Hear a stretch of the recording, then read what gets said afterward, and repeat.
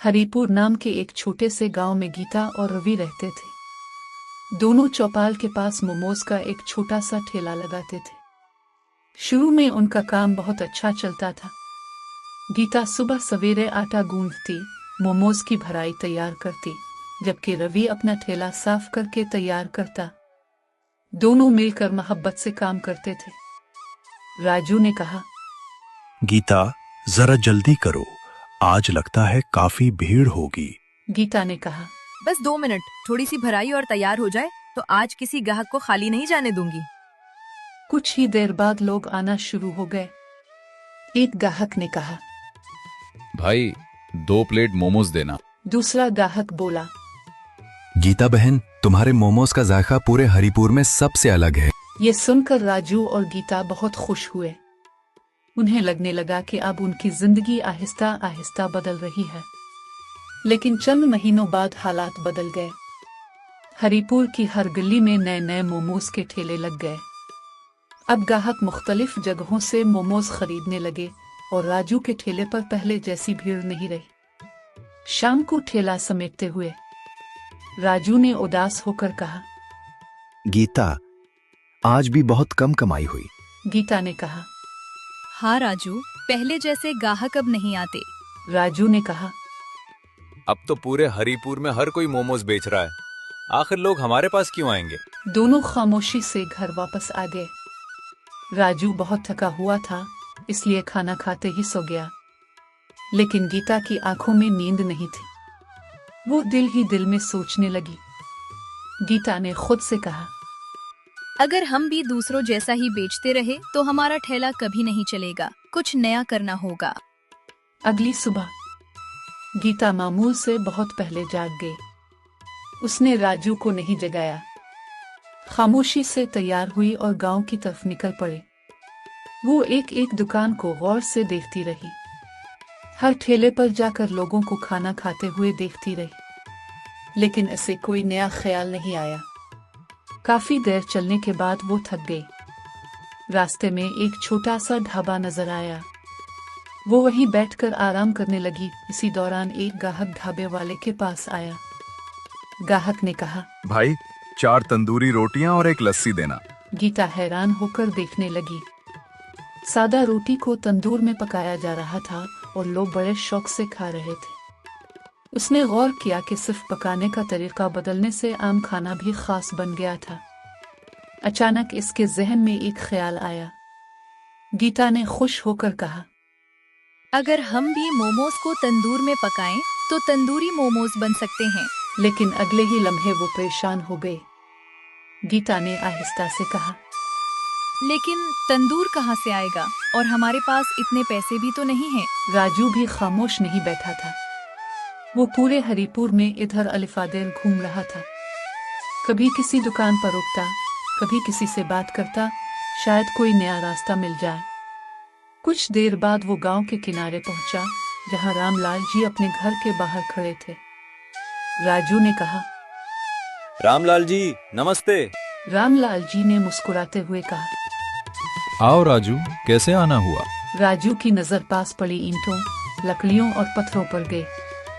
राजू ने पूछा, रामलाल जी, ये सारा सामान कैसा है।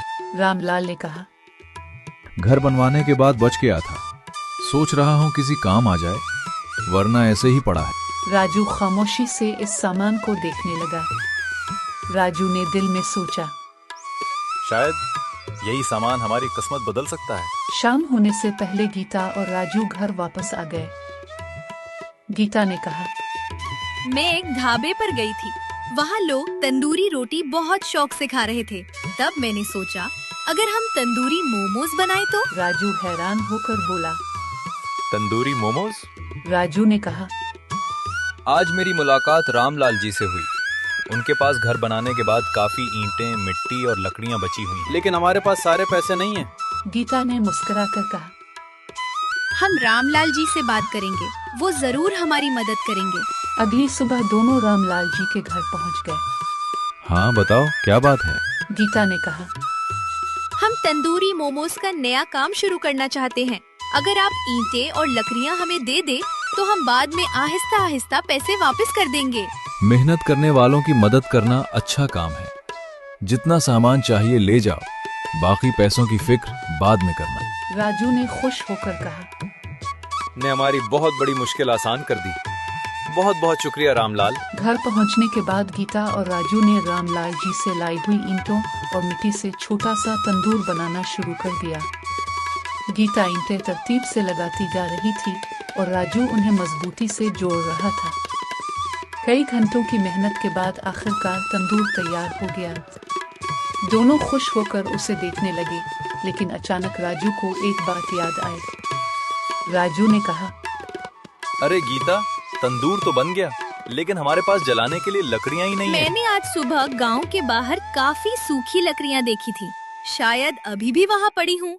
राजू एक टोकरी उठाकर जंगल की तरफ रवाना हो गया। वो काफी देर तक सूखी लकड़ियां तलाश करता रहा।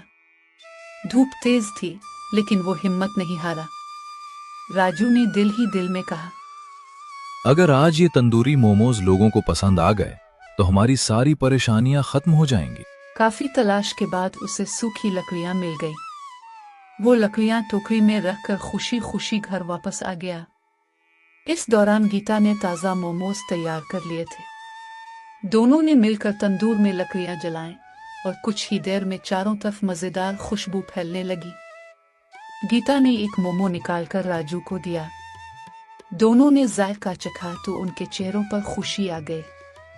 राजू ने कहा, गीता, ये तो पहले से भी ज्यादा मजेदार बन गए हैं। अगली सुबह दोनों ने अपने ठेले पर एक नया बोर्ड लगा दिया, तंदूरी मोमोज। खुशबू महसूस करते ही लोग रुकने लगे।